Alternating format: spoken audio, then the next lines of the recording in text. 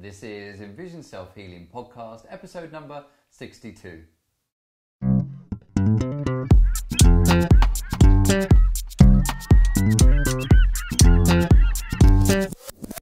Hi, I'm Will Fuller. And I'm Richard Miller. And we're the co-creators of EnvisionSelfHealing.com and are dedicated in helping you improve your eyesight and quality of life by taking healing into your own hands. Now, if you haven't had a chance already, then don't forget to head over to the Envision Self-Healing website and get your hands on a free ebook that's got 10 top tips on how you can start improve your eyesight in our modern day world. The topic of the week this week is Eyestrain symptoms. It's the second part of a series of podcasts on Eyestrain. And we have a question of the week coming from Facebook fan page that says, what supplements are good to improve eyesight? So Richard, how's the world of self-healing been treating you this week? Well, I had an experience at my eye doctor, which I haven't been to in a while. Okay, they let you in the building then? They did let me in the building. They didn't say, oh no, here comes that Richard, that Envision guy. Well, they didn't know, this is the optometry, UC Berkeley Optometry School. Uh-huh. And I don't tell them what I do there, basically, because I don't want them to lynch me or something like that. yeah. So see you on the news. Yeah, I'll be hung up from the campanile on the campus and the clock there with a pair of glasses on. That would be good. That would be good. Yeah, really strong glasses on. yeah. So it's ironic we're saying that. So I went there to get a prescription for a telescope to drive with. And I've done this before. 25 years ago I drove with a telescope, and so I was going back to start the process over again. Okay. And the reason I stopped driving, for people's benefit knowledge, is I moved out of California, where back then it was one of the few states that allowed for this driving with a bioptic telescope. It's called bioptic driving. Anyway, so I went to this school to get prescribed for this telescope. And it was a plus and a minus day. So the first thing that was very positive was, I was telling you this earlier, it's like at some point he started to refer to me as, well, you could wear glasses, you don't have to, and I've never, this is the first time an optometrist used that as an option in my presence, right? And it took me a while because they hadn't shown me my prescription. It took me a while to figure out, I think he says my prescription is so low I don't have to wear glasses, according to my optometrist. Anyway, so after all the exam, the long exam, in which I drove them crazy because I knew everything that they were doing and asking about too many questions. And so how many diopters is that? And they were like kind of glaring at me a little bit. Anyway, they came back with basically all my astigmatism and myopia is now to 1 or very close to 1 or less now. Wow, fantastic. So it used to be around 5. Yeah, it used to be about 5. That was years ago, yeah. You got it down to around 2. 2, mid-2s for a while. Okay. And then more recently it was just below 2. And I was I bought a reduced prescription to try that out, and I never wore them, basically. That was about a year ago. I bought these reduced prescriptions just below 2. And then recently I picked them up, put them on, and they were so strong I couldn't wear them. And I'm like, wow, why are they so strong? Well, now I know. I went to the exam and I had dropped another diopter. Fantastic. Both in myopia and astigmatism. So. Wow, so you're now around 1, just a little bit under 1. Yeah, one eye is only is a little under 1, and the other one's slightly over 1, and the astigmatism has dropped in my right eye to 0.5. So wow, yeah, wow, and that's a pretty hefty drop from 5 down to 1. Yeah, that's fantastic. Yeah. So now he's saying that you don't really need to wear glasses if you don't want to. He was making it optional, Nice. And the funny part about all this is that he came in and he was teaching these students about, it's an optometry school, so there was 3 students and a professor treating me. And he came in and authoritatively said, this person's a low myope, and he felt like he pegged me as a low, the 1 myope or something like that. And I didn't have the heart to tell him, well, I used to be a 5, so what would you have said then, So, but I did think later that perhaps he really can look at the strain in someone's eyes and see that they're a higher myope. It's very possible. He's learned to see the stress in their eyes. Yeah. And as the stress recedes, you're perceived as a lower myope. So it sort of supports what we do a little bit. Yeah, definitely. Yeah. I like that. Yeah. So, okay, so the downside was I'm not quite up. I'm on the edge of being able to drive acuity-wise. So it was kind of a disappointing day, but I'm treating it as a motivation to work more so I can just get over that hurdle. Fantastic. To get a little better acuity. Yeah, it's certainly a skill trying to turn disappointment or negative feelings from the doctor's office or the ophthalmologist and turn that around into motivation. Yeah. And it certainly takes a few days to try and process it all and then turn it into let's jump ahead on this one and next time I go back I'll be seeing a little bit better on that eye chart. Exactly, yeah. Nice. So that was my week. That was a highlight of my week. Yeah, that's fantastic. Although we worked a ton this week too. Yeah, it's been a busy week for us. Yeah. And how was your week? Yeah, good. I guess as you said there, it's been a pretty busy week.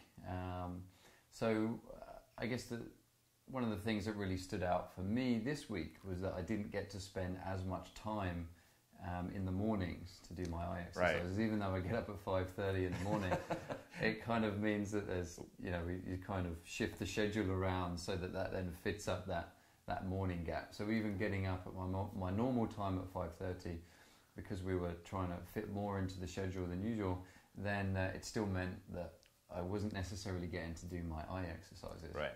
So one thing that I noticed, that even though it's been a week, I'm not feeling any eye strain this week, even though I missed those eye exercises. And those that follow the podcast will know that normally after about 2 days or so, I start to feel eye strain if I don't do my eye exercises.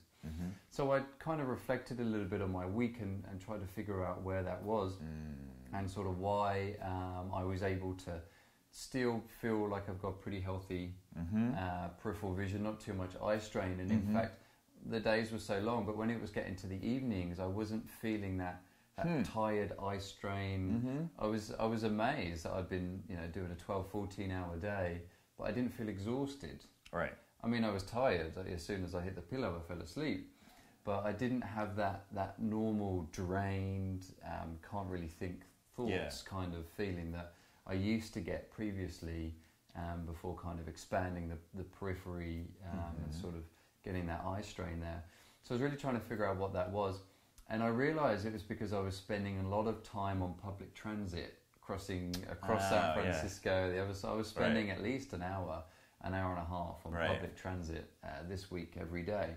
So because of the integrated work that Richard and I try and encourage so much, I was getting about an hour and a half of peripheral vision exercises in my day.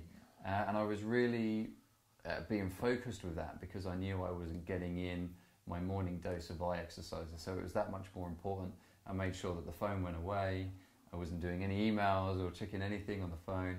And I really was just spending that time looking forwards and then allowing the movement to go past me. Yeah. And then as a sort of an added bonus now also on public transit, I try and use the lights that are above to try and hold my focus above. And then I use any sort of metal poles or anything that might be a bit shiny or something below me to try and hold that lower peripheral vision as well. So it was great because it was a real testament for what we encourage here about integrating. And not that I can just give up doing my eye exercises now as long as I spend that time on public transit. But it means that when you have that waves, right, we all kind of go through busy periods and then it kind of quiets down a little bit and then busier again. So it meant that in that time of, I'm not going to say chaos, let's say controlled chaos, it meant that I was able to not necessarily have that time to do the eye exercises, but because I spent so much time focusing on integration, I didn't lose all the benefits that I was getting from that. And it meant that at the end of the week, instead of feeling strained and tired and overworked in my eyes, I actually still feel pretty good and fresh. So very pleased about that. Good, very good. On that one. Well, and it's funny you bring the bus thing up because I almost suggested we had a client from out of town who had to work on her periphery, and I almost said, just get on the bus. Don't worry about where you're going to do the eye exercises as a way of creating motion in the periphery. So you kind of were doing it. That's true. Okay, great. Well, I think that's a good time to move on to topic of the week. Yep.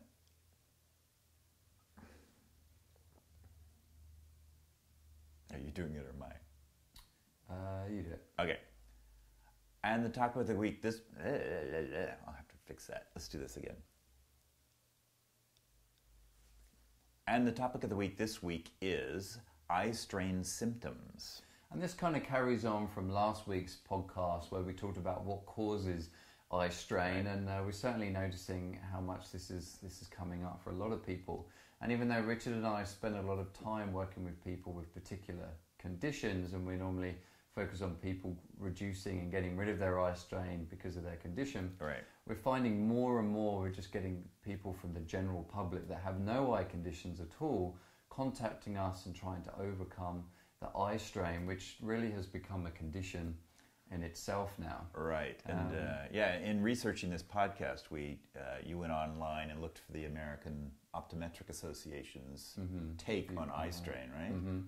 And they now seem to be agreeing with what we would come up with as well.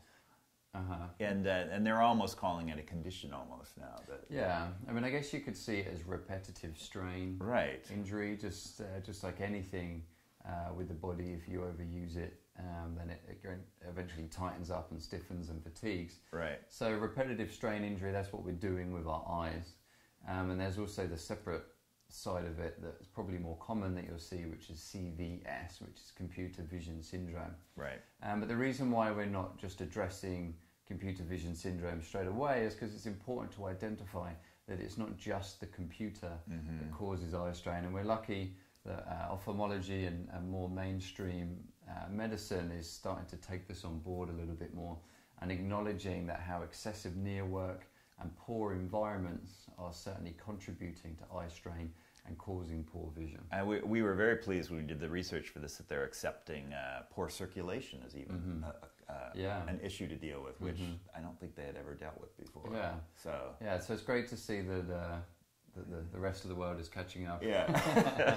Or at least the Western world is catching up. Anyway. Well, I mean, the reality is we studied with a man who basically found this stuff out through his own experience. He didn't have to. I mean, he does study science, but it's based on his own experience. Yeah. And then he passed on to us, and we know it from our own experience as well. So almost like studying in the field instead of just studying the textbooks. Yeah.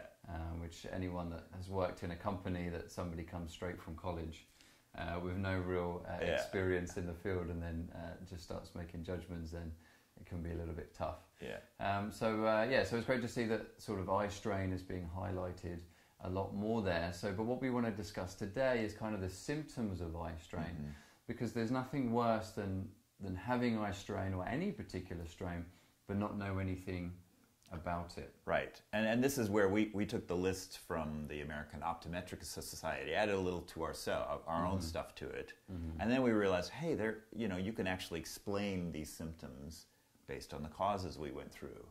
So some of the symptoms, the first symptoms what they list and we would list is red, let's just call them all together, red eyes, itchy eyes, dry eyes, which then can become watery eyes. It's hard to explain why those are together, dry and watery, and maybe you can explain that. But those are all, I would say, are all coming from the lack of blinking and the staring at stuff. So. And remember before we talked about, in the previous podcast, what causes eye strain. We talked about how when you're reading anything, then it means that your blinking rate halves. So we're meant to be blinking between 15 and 20 times or 25 times in a minute, but we half that, or the average person is half of that in their daily world, so that's probably only about 12. And then we half that again when we're reading. And we're very quick to forget how important blinking really is for our eyes. It's what lubricates the eyes with the different glands there in the eyelids that secrete oil and water and everything that allows the eye to stay healthy and kind of refreshed, almost like a fish out of water or something. Yeah. You kind of have to keep splashing water on it in order to keep it healthy, and of course the eye, it also gives a form of protection there as well to the eye. So we have the tear film that is protecting our eyes, all the time that we're blinking regularly. And when we stare, and if we add a bit of stress and anxiety in there as well, and we're only blinking maybe 5 times a minute, a quarter of what we should be doing, then it doesn't take long to see how we could start feeling dry eyes because we're not refreshing that liquid quick enough. If it's dry, then we know it's going to start feeling a little bit itchy, like an itchy sensation that you get there. And then that's obviously going to make it sore, so you kind of get that red eye, itchy red eye sensation. And we have got a lot of emails about dry, itchy eyes, and certainly people suggest to use artificial tears. We recommend you use your own. Yeah, they're right there. What the hell? Instead of borrowing someone else's. And there are particular conditions where you do need artificial, or they could certainly help artificial tears. Maybe you've had surgery on the eye or whatnot, and the eyelid isn't necessarily closing properly. But if this is just from where that you're sitting at the computer and you're not blinking enough, then it just makes sense that I want to say serum, but that wouldn't be the right thing. The way to counteract that would be to blink. Yeah, exactly. Very, very common sense there. So when you're blinking more, it means your eyes are more lubricated, they're not as dry, they're not as itchy. And then the thing with the watery eyes, you could even experiment, well, we don't encourage experimenting this, but if you just stare at something long enough, then you kind of force a blink. Right. And that's because the tear film there becomes so dry that it kind of breaks on the eye. And it causes the eyes to sort of send a flood of water because you've broken that tear film, like a rush to try and really lubricate the eyes there. So the dry eyes, the watery eyes, that's why it's kind of similar there. But then the itchy red eyes is also because of that. Yeah, and the watery eyes is some ways a progression from the dry eyes. So, so then another category of symptoms that they listed and that we put together that are around muscle tension and poor posture when you're at a computer or reading or anytime you're using your eyes with poor posture would be headaches, and we added shoulder tension, just sort of tension and pain in the whole upper area around the eyes. We would say as a result of improper use of the muscles, so using your facial muscles, or just poor posture. So that's the headaches and sore shoulders as symptoms of eye strain. Yeah, you could imagine if you're sitting in front of a computer for a long time, your eyes start getting tired, and we'll talk about this in a bit, then instead of resting the eyes so that when you come back your eyes are allowed to focus better, we start using the facial muscles to squint and use them to try and make up for the tiredness. Just like those people that you see in the gym that are lifting weights, in particular free weights, and once their biceps, let's say, start getting tired, then they start swaying forwards and backwards. They're trying to compensate for the weakness there in the arms by using the upper body, because you kind of pull the arm up by arching the lower back. So obviously a very dangerous thing to do with weights, but it's the same thing when our eyes start to fatigue.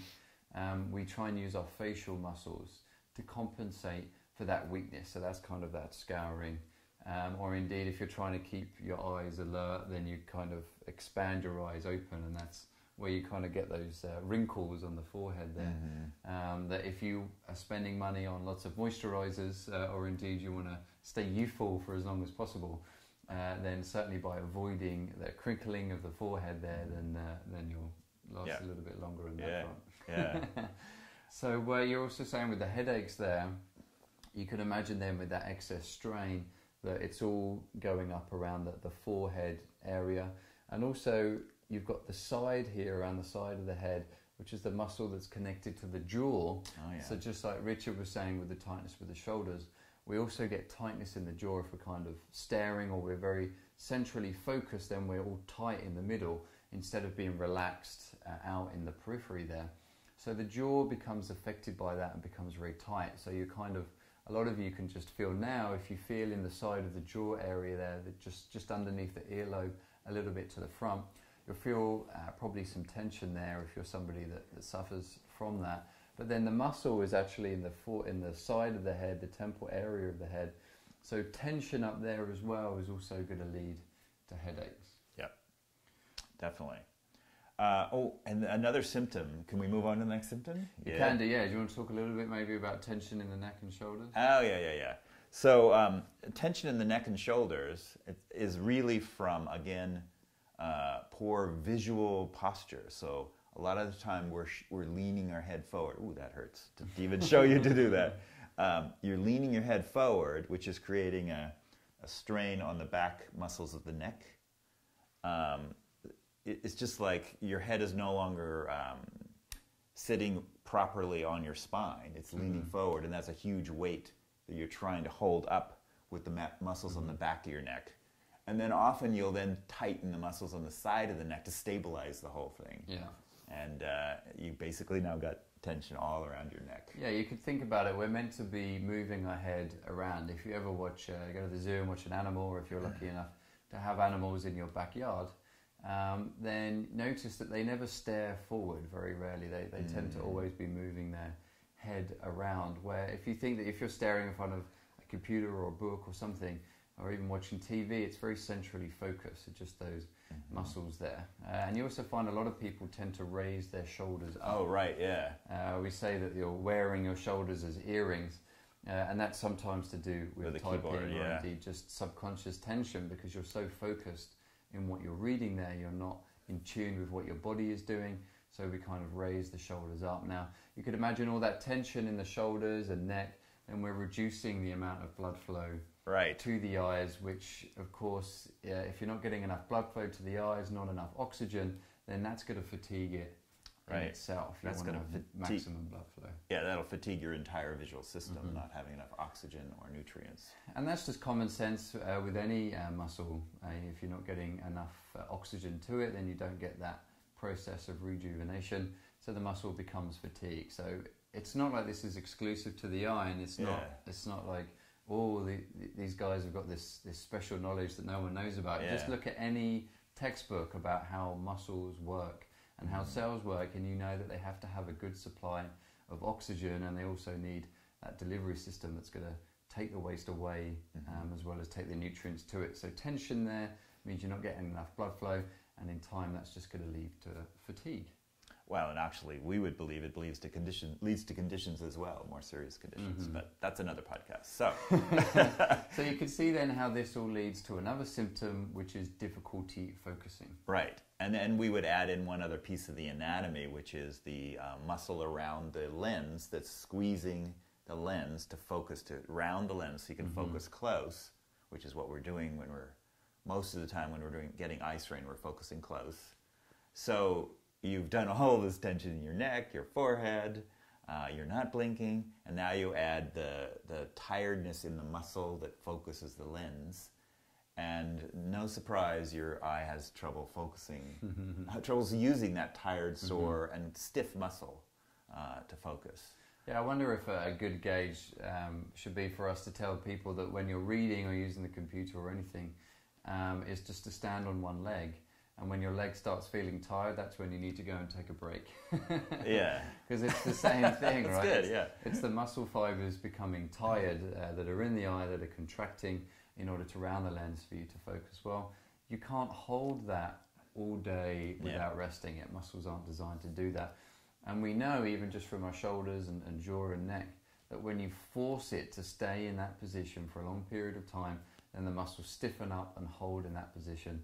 And then that's where you get things like pseudomyopia, or exacerbate the chances of presbyopia as you go along. And just to add a little more, when you're looking close, you're using these internal nasal extraocular muscles, the ones that turn your eyes in. So there's muscle fatigue there sometimes too. So instead of just saying trouble focusing, it certainly helps us a lot more when we understand that it's a muscular issue that is preventing us from focusing, probably also along with mental strain as well, just tiredness there, because a lot of our vision does come from the brain.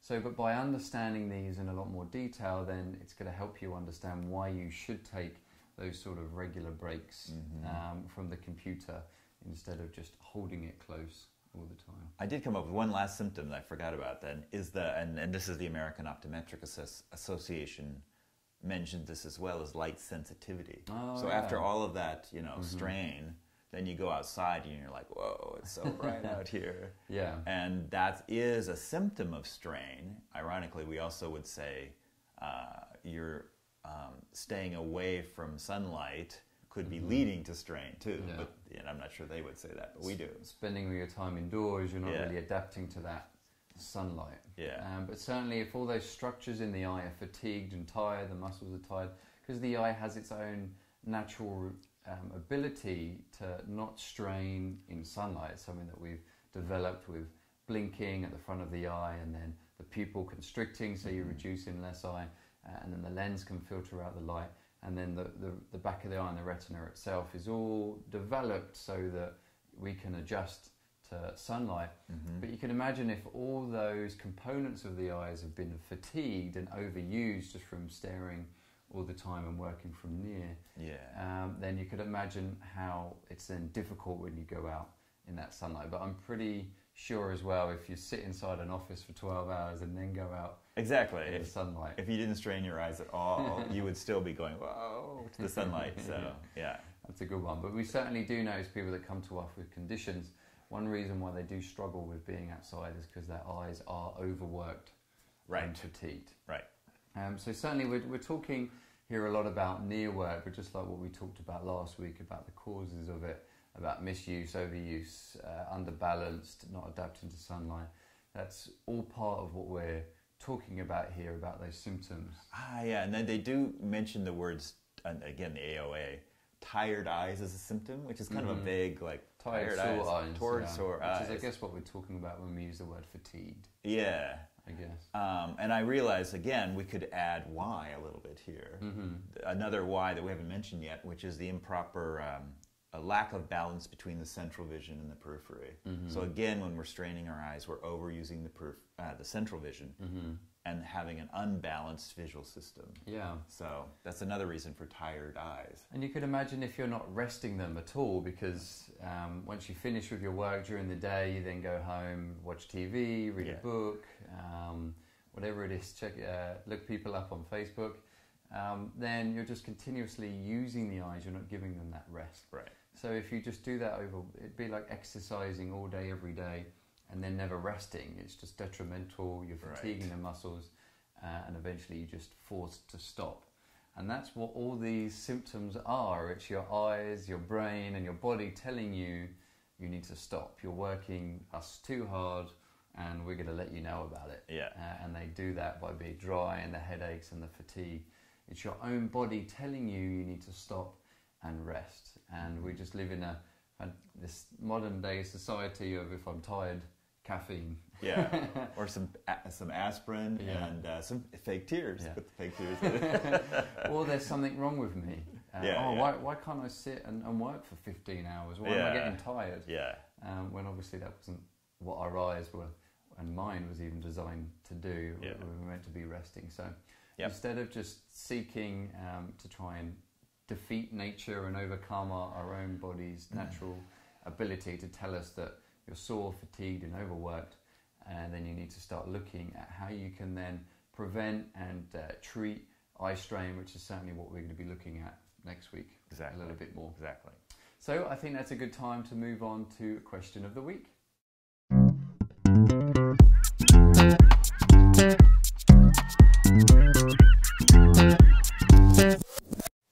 And the question of the week this week comes from our Facebook fan page, and it's someone who wants to know what are the best supplements to give nutrition to the eyes. I added that, nutrition to the eyes. I think he just wants to know what supplements should I take for my eyes. So certainly a common question again. And what we would like to point to is the podcast series that we did on nutrition, on juicing and smoothies, because we would certainly prefer people to be getting the nutrients naturally in their diet first, and then think about supplementation on top of that. Right, because if we named the chemicals that you need for your body, they would be lutein, zeaxanthin, and vitamin A, beta-carotenes, however you say that. Yeah.